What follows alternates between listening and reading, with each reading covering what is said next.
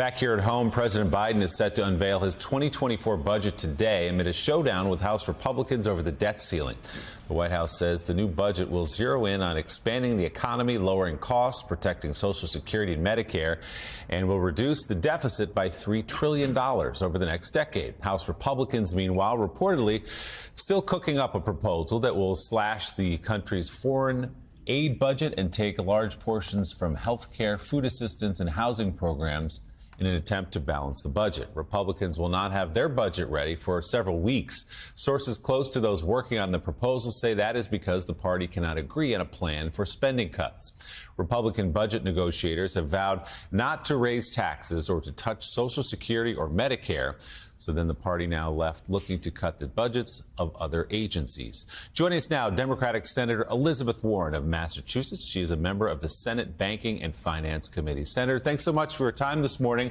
To the extent you can you give us a preview of what the president will roll out today, what you like about it and what you'd like to see more of, perhaps?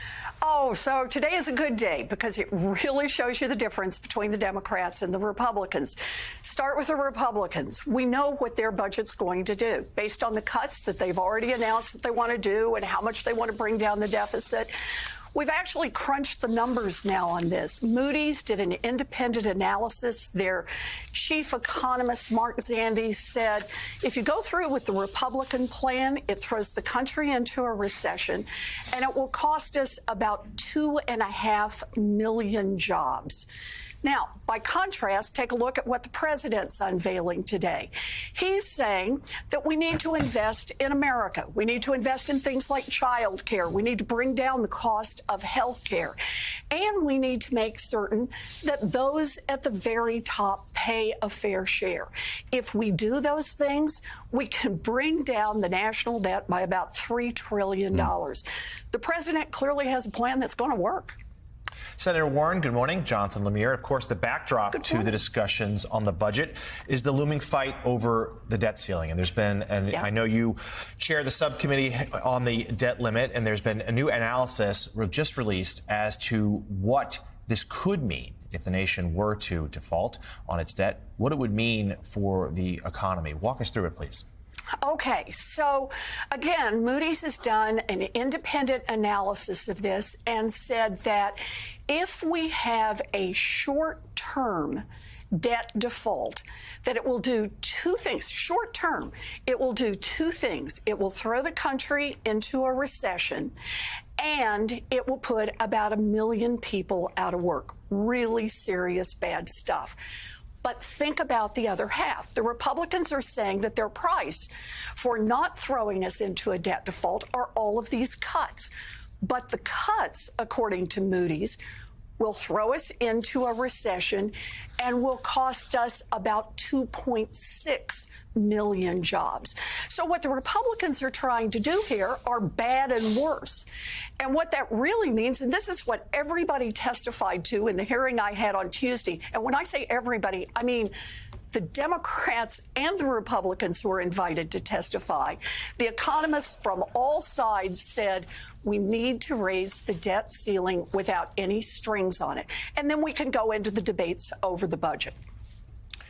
Senator, let's talk about one of your favorite topics, rich people. Yep. So we are surrounded by billionaires. The deficit is the deficit. It's huge. And now there's talk, hopefully, about enforcing the tax code and making billionaires pay their fair share. We keep hearing that. My question is, what percentage of the tax code, if you employ it properly, and if you can get the accountants and all the lawyers they hire, separated from the billionaires, what percentage of that deficit would be reduced by a sensible approach to taxing billionaires and making them really pay? So it's a good question, but let me just offer you one way to look at this. You may remember that I put together a 2-cent wealth tax that said just every year, in the same way you pay property taxes on your house, that billionaires are going to have to pay a 2-cent tax on all of the stuff that they've got. And this is just for people at the very top end. And what the economists said, if you kind of analyze all the numbers on that, that would yield about $3 trillion. That's, if you wanted, to put it all on bringing down the national debt. There's $3 trillion right off the top. Every year? No, it's $3 trillion over 10. It would be $3 trillion over 10. But it would help bring down the national debt. And this is the point. We got a lot of places that we can go on this. When it's the case that Jeff Bezos is paying less in taxes than a Boston public school teacher, then I guarantee we have got room to go that we can collect money and use it to pay down the national debt. As you mentioned, Senator, you had Chairman Jerome Powell, Fed Chairman Powell, before your banking committee a couple of days ago. You two got into it a little bit, I think it's fair to say, when you asked him about the cost of keeping interest rates where they are, or even lifting them even further to jobs in this country. He replied and he said, well, inflation's bad for everybody, not just the 2 million people that might lose their jobs because of it. We've got to get inflation down for everybody in this country. How do you respond to that? You know, let's remember by law that the Fed has a dual mandate, and that is it is supposed to deal with inflation and it is also supposed to deal with employment and keeping people employed. And so when Chair Powell uses this very soft language about, well, we're trying to slow the economy, we're trying to move things a little slower, what he's really talking about is he's trying to put people out of work. That is the tool of the Fed. And I didn't make this up. This is actually right there in the December Fed report. And here's the problem. What the Fed is saying is we're going to keep raising interest rates with the anticipation that unemployment will go up by 1 full point by the end of the year. So that's 2 million people. That's just straight old arithmetic, not fancy. And so the questions I asked him is the last time that we watched unemployment go up by 1 full point in a year, how many times in the 12 times that's happened in modern history did we avoid a recession? And the answer, 0 times. And here's the scary second part. And of those 12 times when unemployment went up by a full point in a year, how many times did it stop at that point, and how many did it race on ahead like a runaway train? And the answer is 11 out of 12 times it raced ahead like a runaway train. So I asked the chair, what's your plan?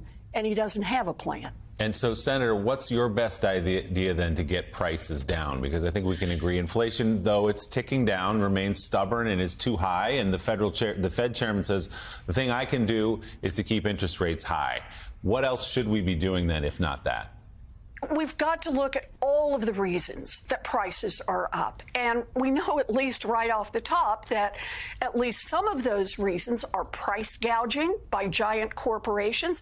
Take a look in the industries where there's the greatest concentration. They've raised prices the most and raised their profit margins the most.